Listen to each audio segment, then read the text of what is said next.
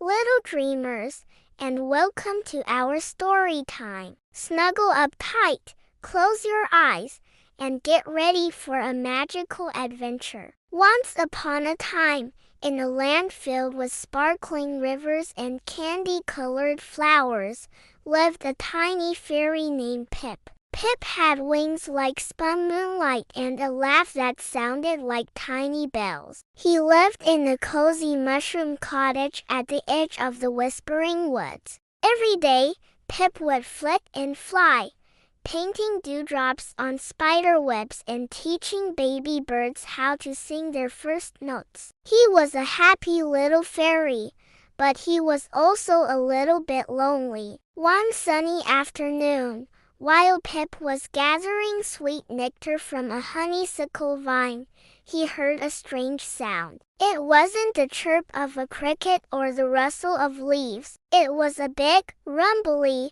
grumbly sound. And it sounded sad. Curious, Pip followed the sound deeper into the woods than he had ever gone before. He flew past ancient, mossy trees and over gurgling streams until he came to a huge, gloomy cave. Peeking inside, Pip's tiny eyes went wide. There, curled up in the darkness, was a dragon. But this wasn't a scary, fire-breathing dragon like in the stories. This dragon was a lovely shade of emerald green, with scales that shimmered like polished jade. And right now, those beautiful scales were trembling. A big, fat tear rolled down the dragon's snout and splashed onto the cave floor with a loud plop. Pip, forgetting to be scared, fluttered closer. "Hello," he chirped softly. "Are you all right?" The great dragon lifted his head,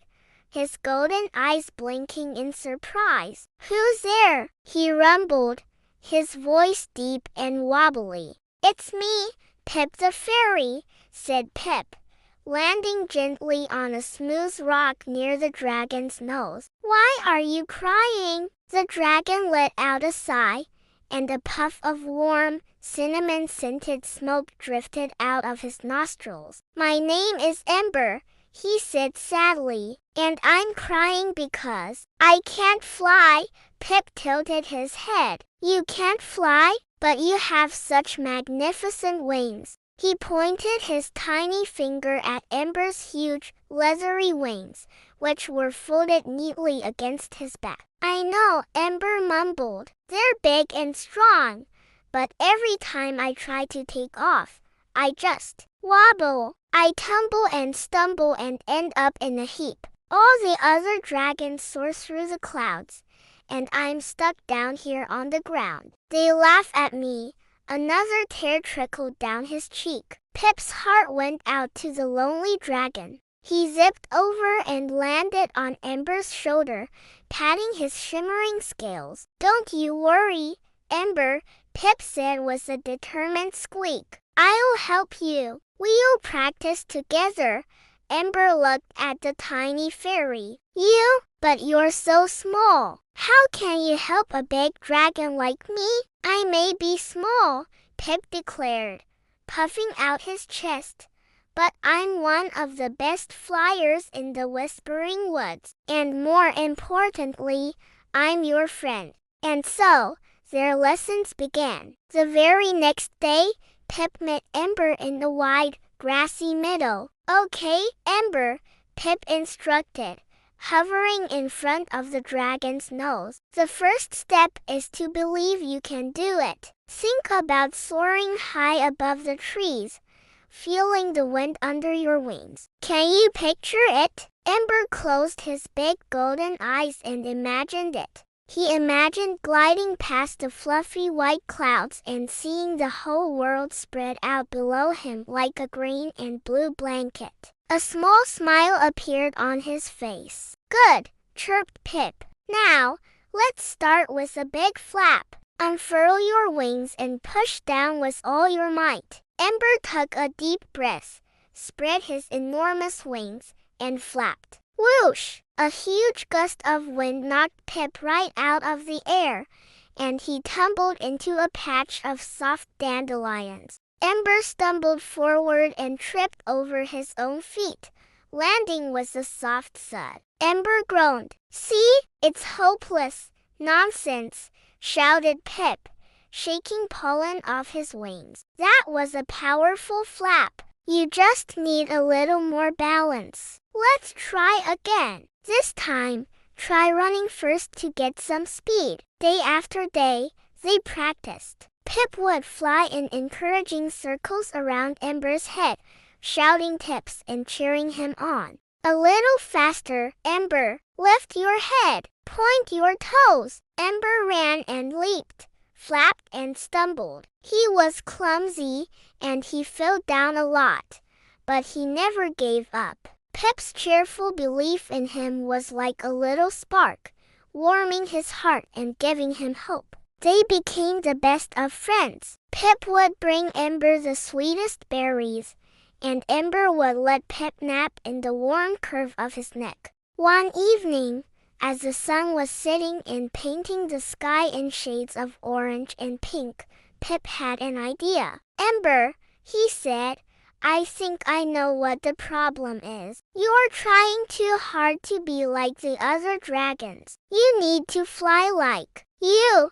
Ember looked confused. "What does that mean?" "It means, don't just flap," Pip explained. "Feel the music of the wind. Listen to the rhythm of your own heart. Let them guide you." "Let's try one more time. But this time, don't think. Just feel." Ember looked at the little fairy, his best and only friend. He took a deep, calming breath, smelling the sweet scent of night-blooming jasmine. He closed his eyes and listened. He heard the gentle rustle of the leaves, the distant call of a nightingale, and the steady, strong beat of his own heart. Ba-bum, ba-bum, ba-bum. He started to run, his powerful legs pounding the earth in time with his heartbeat. He spread his wings, but this time he didn't force them. He let the wind catch underneath them, lifting him. He pushed off the ground, and for a moment, he was floating. It wasn't a clumsy stumble. It was a graceful lift. He opened his eyes. The ground was falling away beneath him. He was flying. "Pip, I'm doing it! I'm flying!" Ember roared, his voice full of pure joy. "I knew you could," Pip squeaked, zipping up to fly beside him. Ember soared through the twilight sky. He wasn't just flapping. He was dancing with the wind. He dipped and swirled, looped and glided. He flew higher and higher, until the trees looked like tiny broccoli florets and Pip looked like a tiny, sparkling star next to him. From high above, they watched the moon rise, a sliver of silver in the velvety dark. From that night on, Ember was the most magnificent flyer in the land. He wasn't the fastest or the highest, but he flew with a grace and joy that no other dragon could match. He and Pip spent every evening exploring the sky together, a giant emerald dragon and a tiny silver fairy, the best of friends. They proved that it doesn't matter how big or small you are. With a little help from a friend and a lot of belief in yourself, you can learn to soar. And now, little one, it's time for you to soar into your dreams. Just like Ember, let go of your worries. Listen to the rhythm of your own heart, and drift away into a peaceful, wonderful sleep. Good night.